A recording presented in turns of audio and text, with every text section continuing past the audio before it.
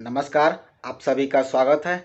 आज के वीडियो में हम चर्चा करेंगे बिहार के रंगमंच के बारे में, यानी कि थिएटर ऑफ बिहार के बारे में हम आज चर्चा करने वाले हैं। जिला कला एवं संस्कृति पदाधिकारी के जो पेपर कोड 4 है उसके अंतर्गत बिहार की कला परंपरा के अंतर्गत आपका पेपर है थिएटर ऑफ बिहार।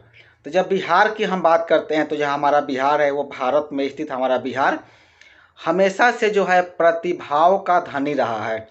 ये कोई कहने की बात नहीं है, आप सभी को पता होगा हमारे यहाँ से कितने सारे प्रतिभाशाली व्यक्तियों का जन्म हुआ और उनके द्वारा जो है एक से बढ़कर एक कार्य संपन्न किए गए। यदि हम प्रतिभाओं की बात करें तो कई सारे विद्याओं में यानी कई सारे विभागों में कह सकते हैं एक से बढ़ के एक लोग कलाकार हुए, चाहे वो चित्रकला की बात करें आप या नृत्य कला की बात हो, गायन की बात हो, वादन की यदि हम बात करें, कह सकते हैं कि हर क्षेत्र में एक से बढ़ के एक लोग कलाकार हुए।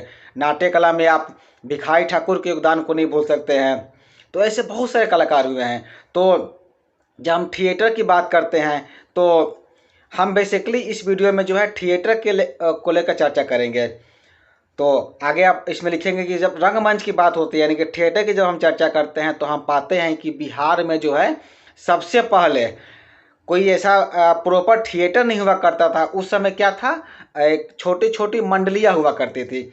जैसे कि भिखारी ठाकुर के अभी आप पढ़ते होंगे तो कहते होंगे भिखारी ठाकुर की अपनी एक डांस मंडली थी जिनके द्वारा वो जा करके कहीं पर नाटकों का प्रदर्शन करते थे, नाच का आयोजन करते थे। तो उसी तरह हम पाते हैं जब हम थिएटर की चर्चा करेंगे यानी कि हम रंगमंच की चर्चा करेंगे तो रंगमंच की चर्चा में हम पाते हैं कि बिहार में पहले क्या था, कुछ मंडलियाँ हुआ करती थी और उनका उद्देश्य बस यही होता था कि लोगों का मनोरंजन करना, लोगों का इंटरटेनमेंट करना उनका मेन पर्पस होता था। यदि इनके हम नाम की चर्चा करें कि वो कौन कौन सी मंडलियाँ हुआ करती थी तो कुछ नाम मुझे स्मरण हो रहा है। वो नाम आपका है, पहला नाम ये हो सके विक्टोरिया नाटक मंडली, एलिफिस्टन नाटक मंडली, करजन थिएटर, पारसी थिएटर। ये उस समय क्या थे, कुछ चर्चित कह सकते हैं कि नाटक मंडलियाँ थी जिनके द्वारा घूम घूम करके जा कर के लोगों को मनोरंजन के उद्देश्य से नाटकों का या नृत्य का कह सकते हैं कि आयोजन किया जाता था। और ये जो थिएटर का जिसका मैं नाम अभी गिनाया, चाहे वो विक्टोरिया हो, एलिफिस्टन हो, करजन थिएटर हो, पारसी थिएटर हो, ये अपने समय में काफ़ी प्रसिद्ध हुआ करते थे, बहुत पॉपुलर हुआ करते थे। बिहार में जो है यदि बिहार के पहली हम नाट्य संस्था की बात करें, एक वो कौन सी संस्था थी जिसकी स्थापना की गई, तो बिहार की जो पहली नाट्य संस्था थी उसका नाम रखा गया था पटना नाटक मंडली। ये कास्ट की ऑफिशियली रजिस्टर्ड संस्था थी। इससे पहले क्या होते थे, इससे पहले जो है आपके मंडली हुआ करती थी। लेकिन 1876 ईस्वी में केशव राम भट्ट, नाम आप याद रखेंगे, केशव राम भट्ट के द्वारा 1876 ईस्वी में जो है पहला एक नाट्य संस्था की स्थापना की गई और उस संस्था का नाम रखा गया पटना नाटक मंडली। इन्होंने जो है बिहार बंधु, एक पत्रिका आती थी उस समय जिसका नाम था बिहार बंधु, उस पत्रिका के छापा खाने में यानी कि जो उसका प्रिंटिंग प्रेस था वहाँ पर उन्होंने एक अस्थायी रंगमंच बनाया और इसी मंडली के द्वारा अपने नाटकों का वहाँ पर वो प्रदर्शन शुरू किए। यानी कि एक कास्ट कि उन्होंने केशवराम भट्ट जो थे 1876 ईस्वी में पटना नाटक मंडली के नाम से एक नाट्य संस्था की स्थापना करते हैं और बिहार बंधु पत्रिका के जो प्रिंटिंग प्रेस था, जो छपाई खाना था, वहाँ पर एक टेम्परोरी स्टेज बना करके, रंगमंच बना करके जो इनकी मंडली थी उनके द्वारा वो नाटकों का प्रदर्शन वहाँ पर शुरू करते हैं। उनके द्वारा जो है उस समय 2 नाटक का प्रदर्शन किया गया था। वो पहला नाटक आपका था शमशाद शौसन और दूसरा था सज्जाद संबुल। शमशाद शौसन और सज्जाद संबुल नामक नाटक का प्रदर्शन फर्स्ट टाइम किया गया था। उसके उपरांत जो है उनके द्वारा और भी कई नाटकों का प्रदर्शन कई जगह किया गया। शुरुआत तो किए थे बिहार बंधु के प्रिंटिंग प्रेस जो था वहाँ से एक टेम्प्रोरी स्टेज बना करके 2 नाटक का वहाँ प्रदर्शन किए। उसके उपरांत जो है केशवराम भट्ट के द्वारा कई जगह कई सारे नाटकों का प्रदर्शन किया गया और उस मंडली का नाम क्या था, पटना नाटक मंडली। इसे आप याद रखेंगे। इसके उपरांत जो है 1918 और 19 के दरमियान 1918 और 19 में जो है बिहार के भोजपुर जिले के अंतर्गत आरा में जो है एक जैन नाटक मंडली, जिसका नाम था क्या था, जैन नाटक मंडली नामक संस्था का उदय हुआ। उसके उपरांत जो है 1919 में छपरा क्लब और शारदा नाट्य समिति, जो कि 20वीं सदी में नई नाट्य संस्थाएं बनी। तो धीरे धीरे हम देख रहे हैं कि क्या हो रहा है, आपके 1876 से शुरू हुआ केशवराम भट्ट के द्वारा। इसके उपरांत धीरे धीरे कई सारी नाट्य संस्थाएं खुलने लगी, कई सारी नाटक मंडली की स्थापना होने लगी। और इन मंडलियों ने जो है क्या किया, कई जगह नाटकों का आयोजन किया, कई जगह उनके द्वारा नाटकों का प्रदर्शन किया गया।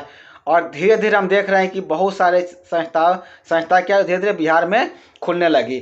तो इन सभी के यदि हम गठन के पीछे की बात करें कि जो मंडली गठित हो रही थी और जो रंगकर्मी जो इसमें काम कर रहे थे, तो इन सभी के पीछे जो है जो पारसी कंपनी थी, पारसी कंपनियों द्वारा प्रदर्शित नाटकों का प्रभाव था। जिसे मैंने वीडियो के शुरू में बताया था कि पारसी थिएटर क्या था, अपने समय में क्या काफ़ी प्रसिद्ध था। तो पारसी थिएटर में जो नाटक दिखाए जाते थे, उनसे ये लोग इंस्पायर होकर के, उनसे कहते हैं कि मोटिवेट होकर, उनसे प्रेरित होकर के इन्होंने बिहार में जो है केशवराम भट्ट ने 1876 में पहला बनाया पटना नाटक मंडली। इसके उपरांत जो है 1918 और 19 में बिहार के भोजपुर में आपके जैन नाटक मंडली का स्थापना हुआ। इसके उपरांत 1919 में हम देख रहे हैं छपरा क्लब, शारदा नाट्य समिति, जो कि 20वीं शताब्दी में संस्थाएं बनी।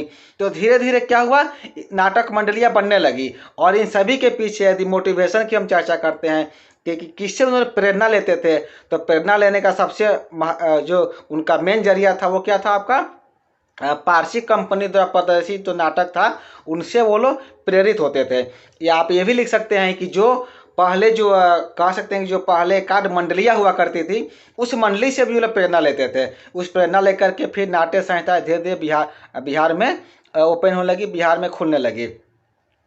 आगे इसमें आप लिख लेंगे कि नाटक के दरमियान जो है बार बार क्या होता था, परिदृश्य बदलने में लोगों को असुविधा भी होती थी। जैसे कि ठीक है, एक मंच तो बन गया, हमने एक चौकोर मंच बना दिया, लेकिन जब नाटक का प्रदर्शन करते हैं तो आप देखते हो कई बार जो है हमें एक साथ कई रोल को दिखाने होते हैं, या एक बार क्या होता है कि हमें कई बार मंच को सज्जा भी करनी होती है। यानी कि एक रोल चल रहा है, इसके जस्ट बाद दूसरा रोल आएगा, तो उसमें मंच को कुछ डेकोरेशन करनी होती है। तो बार बार हम पर्दा गिरा करके यदि हम मंच सजा काम करेंगे तो उस दरमियान दर्शक क्या होते हैं, फिर बोर होने लगते हैं।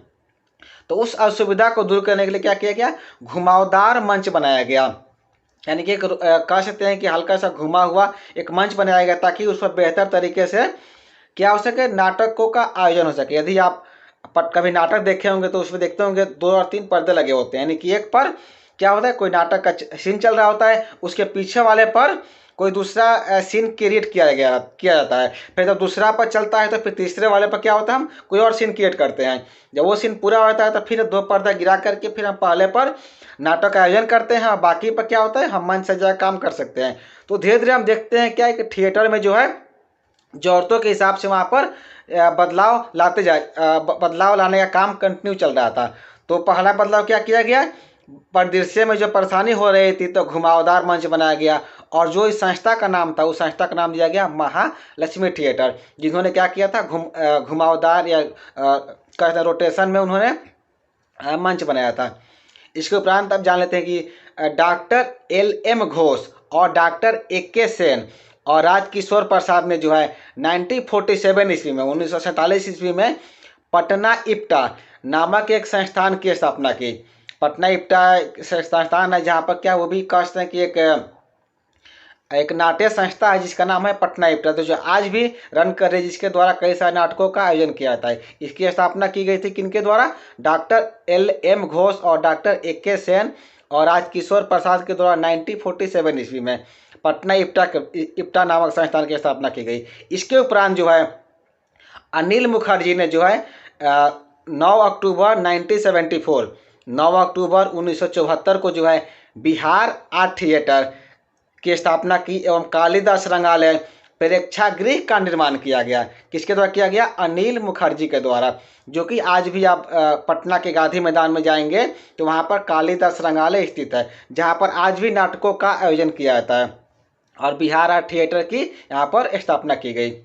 वर्तमान में यदि हम बात करें पटना की, यदि हम बात करते हैं तो 2 महत्वपूर्ण जो है रंगशालाएँ अवेलेबल है। तो 2 रंगशालाएँ पटना में मौजूद है।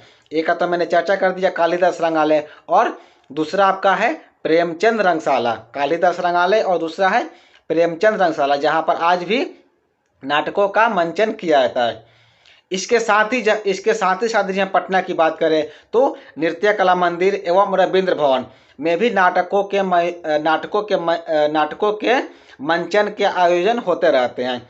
2 संस्थान तो है ही नाटक के लिए आपके पटना में, कालिदास रंगालय, प्रेमचंद रंगशाला। इसके अलावा जो है भारतीय नृत्य कला मंदिर जो कि फ्रेजर रोड में है, और एक है रविंद्र भवन। रविंद्र भवन में भी नाटकों के मंचन का कार्य क्या होता है, संपन्न होते रहता है। तो ये हम चर्चा कर रहे थे आपके बिहार के रंगमंच के बारे में, बिहार के नाटक के बारे में। आइए हम वीडियो के लास्ट में जान लेते हैं बिहार के लोक नाट्य के बारे में, क्योंकि लोक नाट्य के बारे में भी आपको जानना है। आपको जानना है कि बिहार में लोक नाट्य कौन कौन है, क्योंकि बिहार के जो है सांस्कृतिक तथा लोक जीवन में जो है हम देखते हैं कि लोक नाट्य का भी अपना एक अलग महत्व रहा है। लोक नाट्य देखिए क्या होता है, लोक नाट्य हम उसे कहते हैं जिसे कि आप पढ़े होंगे लोक कला, लोकगीत। उसी तरह क्या होता है, लोक नाट्य होता है, यानी कि इसे फोक ड्रामा के आप सेंस में ले सकते हैं, जो कि एक क्षेत्र विशेष के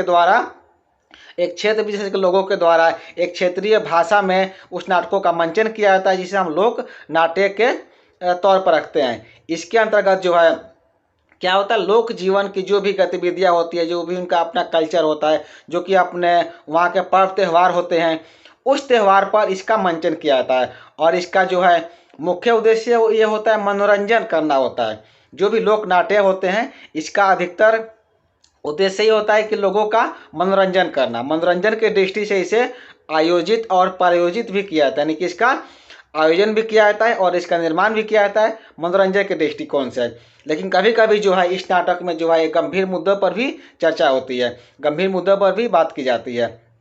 इस लोक नाट्य में जो है आपके कथानक, संवाद, अभिनव, गीत, नृत्य तथा विशेष दृश्य सब कुछ वहाँ पर आपको दिखाई देता है। इस नाटक में हमें कथा भी मिलता है, संवाद भी मिल आता है, अभिनव भी होता है, लोग एक्टिंग भी करते हैं, गीत भी होता है, नृत्य भी होता है, कुछ स्पेशल इसमें स्पेशल दृश्य भी होते हैं, सब कुछ होता है। यदि कुछ नहीं होता है तो नहीं होता है, आप कह सकते हैं कि सुसज्जित रंगमंच तथा पात्रों का मेकअप एवं वेशभूषा, ये बहुत ही इंपॉर्टेंट है। कोई कहे कि लोक नाट्य में वो क्या क्या चीज़ें होती है जो अवेलेबल रहती है, और वो कौन कौन सी चीज़ें जो मौजूद नहीं रहती है।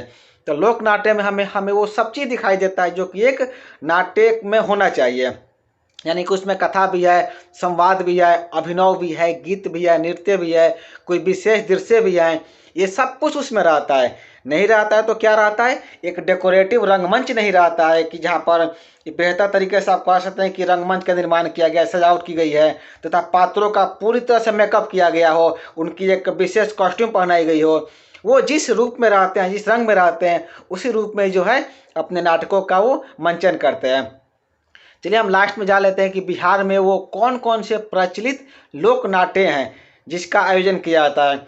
तो पहला नाटक है जो है जट और जाटिन, दूसरा है सामा चकेवा, तीसरा आपका है विदेशिया, और एक डोक कक्ष और कीर्तनिया, या कीर्तनिया भी से कहते हैं कीर्तनिया। ये सब क्या है, भोजपुरी के या मैथिली के, सब बिहार के परिदृश्य में सारे लोक नाटक हैं। विदेशिया के बारे में मैंने जो है वीडियो ऑडियो अपलोड कर चुका है, जिसका लिंक हम इस वीडियो के डिस्क्रिप्शन में दे देंगे, ताकि आप देख सकते हैं, जो कि बिहार के खासकर भोजपुरी भाषा क्षेत्र के जो भिखारी ठाकुर थे उनके द्वारा लिखी गई रचना है। तो कि बहुत ही एक उसका एक बेस्ट एग्जाम्पल आप कह सकते हैं कि ये लोक नाट्य का भी है, और जो रंग मंडली जो मैंने वीडियो के शुरू में बताया था उसका भी एक ये परफेक्ट उदाहरण है। तो इस वीडियो में हम चर्चा की आपके बिहार के रंगमंच के बारे में। तो हम मिलते हैं अगले वीडियो में, तब तक के लिए धन्यवाद।